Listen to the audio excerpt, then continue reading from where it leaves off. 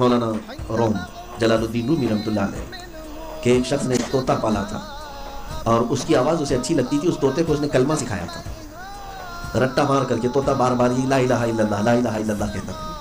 طوطے سے اسے بڑا پیار تھا. ایک دن اس کے پنجرے کے پاس ایک بلہ آیا. طوطا باہر نکلا تھا. بلے نے پنجہ مارا.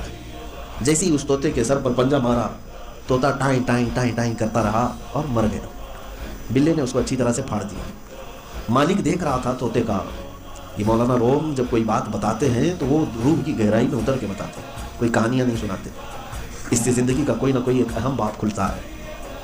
مالک آیا اور دیکھا کہ اس کا پالا ہوا طوطا مر گیا, لیکن بلہ جب پنجہ مارا تو یہ کافی چلا رہا تھا. اس بات کو لے کر وہ مالک جو ہے طوطے کا غمگین ہو گیا اور رونے لگ گیا. لوگ آئے, کہا کہ میاں کوئی رشتہ دار تھوڑی نہ مرا ہے, اتنا غم کر رہے ہیں. طوطا مرا ہے, دوسرا طوطا لے آؤ, پھر پالو, پھر وہ تمہاری تربیت میں ویسے ہی بن جائے گا جیسے پہلا طوطا تھا. اس مالک نے کہا میں اپنے طوطے کی موت کے غم میں نہیں رو رہا.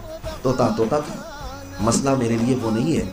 میں نے اس طوطے کو کلمہ پڑھایا تھا, سکھایا تھا. رٹ کر کے یہ بار بار لا الہ الا اللہ لا الہ الا اللہ کہتا تھا. طوطا صبح شام پنجرے میں بولتا رہتا تھا. لیکن آج میں نے حیرت سے دیکھا جب بلے نے اس طوطے پر پنجہ مارا تو طوطا لا الہ الا اللہ کہنے کی بجائے اپنی اصلی آواز نکال رہا تھا, ٹائیں ٹائیں ٹائیں ٹائیں ٹائیں ٹائیں, جو اس کی آواز ہوتی ہے. تو یہ مالک کہتا ہے کہ میں نے اتنے سالوں جو محنت کیا وہ چیز ہی میں بھول گیا. جب پنجہ اس کے اوپر پڑا مجھے اس بات کا خوف ستا رہا ہے کہ جب ملک الموت کا پنجہ ہم پر پڑے کہیں ایسا نہ ہو کہ گناہوں کی آواز آ جائے اور کلمہ ہم بھول جائیں.